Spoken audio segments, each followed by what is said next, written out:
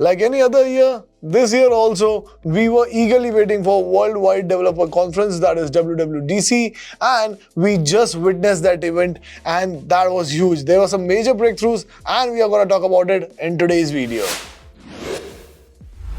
Hey guys, what's up? This is me, Hardik. We are iGeeks Blog, and today we are going to talk about WWDC, the most anticipated event of 2023. But before that, I want to talk about something that Tim Cook said right in the beginning that really intrigued me. Today, we're going to make some of our biggest announcements ever at WWDC. So when he says this, I have to take it seriously, and that is when I was totally hooked. Apple actually kicked off WWDC by introducing a new MacBook Air, a 15-inch variant of the regular 13-inch MacBook Air, where it claims to be the world's best 15-inch laptop with a thin and light but durable design, an extremely powerful Apple M2 processor, and a gorgeous 15.3-inch Retina display. It was specifically mentioned in the event that this laptop has it all. It has 18 hours of battery backup, 500 nits of brightness, and it is world's thinnest laptop, which weighs under 1.3 kg. And after that, we got to know that Mac Studio and Mac Pro are coming back with a bang. So now there will be M2 Max and M2 Pro versions of the Mac Studio, but it will also sport a brand new Apple chip, which is the Mac M2 Ultra.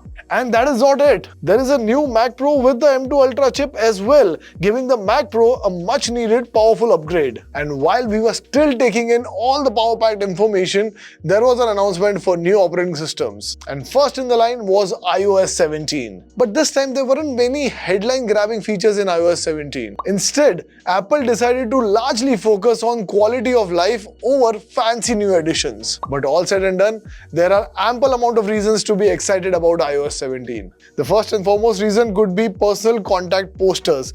That means when called by specific contacts, it will give you the ability to customize your contact screen the same way you would customize your lock screen. Apart from that, Apple also added live voicemail, which offers a live transcript of any voicemail being taken. So you can choose whether you want to pick up the call or not. And not only that, for calls, FaceTime is also gonna get video voicemails. And this comes hand in hand with the new check-in feature, which lets specific contacts know if you have gotten home safe. And on a lighter note, the sticker feature has been expanded with a new sticker drawer and the ability to use all emojis as sticker and being able to use stickers anywhere on iOS. And since we all love AirDrop, it is important for me to tell you that iOS 17 will support Name Drop, a new way of transferring contact information between iPhones. And you won't believe this. AirDrop will now also continue transferring over mobile internet if you leave AirDrop range. After that, Apple talked about something known as new experiences which come under iOS 17. In one such feature, your iPhone's display will morph into a smart home display-like state called Standby. So now when it's not in use and in a horizontal orientation, it will show the weather, upcoming appointments, notifications, and other important information. This is Apple's idea to make your iPhone more useful even when it is not in use. And under the tab of new experiences, we are also getting an app called Journal. This app will use machine learning to prompt users to add the details of the day along with their thoughts and feelings. And of course, how can we not address this that we can call Siri by its name? So it's no longer Hey Siri, it's only Siri.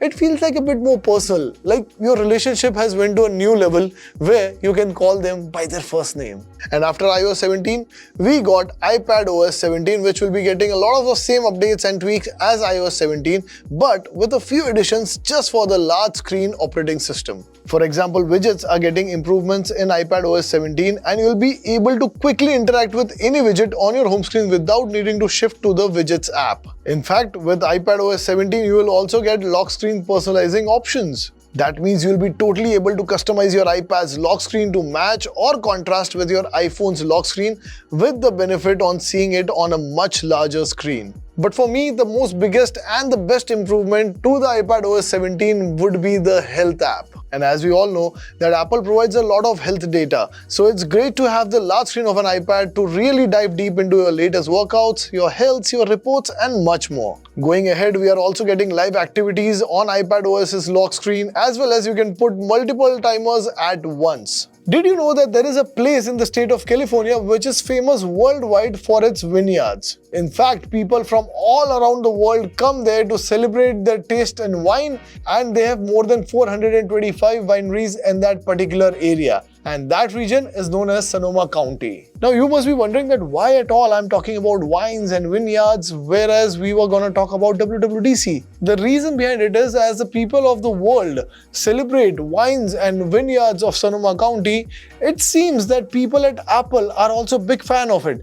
And that is why the latest Mac OS is dedicated to Sonoma County, and hence it is called Mac OS Sonoma. So this OS includes a number of stunning new video screensavers which slowly scroll against gorgeous places around the world. And of course, who does not love widgets? And that is why Sonoma is adding the ability to add widgets directly to your desktop. You can add them wherever you like, and they intelligently adapt to what you are doing on your Mac at any time. And for all the gamers out there in the world who feel that gaming is not one of the strong fortes for Apple, Apple on the other hand is on a journey to prove them wrong. Because Sonoma is getting a game mode, making sure that your Mac gives you the top-notch performance that your games deserve. Even the video presentations are fun with macOS Sonoma, as it will be giving you more immediate feedback on your current presentation, while watchers will be able to respond to your presentations with interactive reactions. And if you use specific websites a lot, the new web app feature can turn those websites into a pseudo app interface,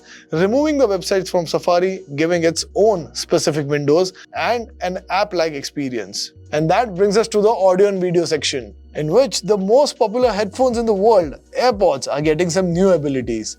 Adaptive Audio combines noise cancellation and the transparency mode to intelligently adapt and swap between audio modes when required, as a result of which distracting noises will be turned out while anything important will be highlighted. There was also talk about AirPlay being improved, where it will learn when and where you tend to use your different AirPlay devices and will start to offer AirPlay ahead of time. And on the other hand, tvOS's control center has been improved, making it easier and quicker to use. Your iPhone can also use to find your Siri remote, reducing that annoying time spent hunting for a remote. But although tvOS's most exciting update would be adding FaceTime to Apple TV. That means you can quickly and easily send your FaceTime calls to your Apple TV, and all the usual features like Center Stage will work great on Apple TV's FaceTime. And that brings us to the final OS update of the evening, which was watchOS 10. And as it was the 10th anniversary for watchOS, it had to be a special one. The new version of watchOS will allow you to change any of your watch faces for your own personal needs by adding smart stacks with widgets that's accessible by just moving your digital crown. And if at all you're into cycling or hiking, then there is some good news for you. watchOS 10 will now support Bluetooth bike sensors so that you can track your cadence and your power using your Apple Watch. And your Compass app is getting some great new safety options, including a pair of features which show where your last access cell connection was and where you can go to send an SOS message, so if the worst might happen out on the trail. And as Tim Cook says, and I quote, "Just one more thing." An Apple-branded AR/VR headset has been rumored for years and years, but it's finally here. The final part of the WWDC keynote was dedicated to the Vision Pro AR headset, which also happens to be one of the Apple's biggest new launches since the original Apple Watch. And this would be the first Apple product which you look through rather than look at. A blend of augmented reality and virtual reality, the Vision Pro is controlled by your voice, hands, and eyes. A revolutionary new control system created just for the Vision Pro. You always wanted the real world to fade away, didn't you? Now, thanks to Vision Pro headset, you can also add an immersive landscape experience instead of the real world. And I guess the best part about it is that unlike the competitors, the people around you can actually see your eyes through the Vision Pro, giving you the ability to stay connected even while you are using the headset. Now, this is a massive deal in VR space. It also includes 3D motion on videos and spatial audio, meaning memories and experiences will be even more immersive than ever on Vision Pro. Now, with all these and many new features with the AR/VR headset, it really feels that Apple has a vision with their Vision Pro. And that means now it's time for you to tell me what you actually feel about this keynote presentation and which is the star product for you, or you did not find anything special about this keynote. So whatever your opinions are, they are really valuable and hence you need to comment down below. And of course you need to show some love to us by liking this video and sharing it ahead, and of course going to App Store and downloading our app which is known as IGB, which is gonna give you a daily dose of Apple on an everyday basis. On that note, I'll have to say goodbye to you. I'll see you in the next one. Till then, take care. God bless.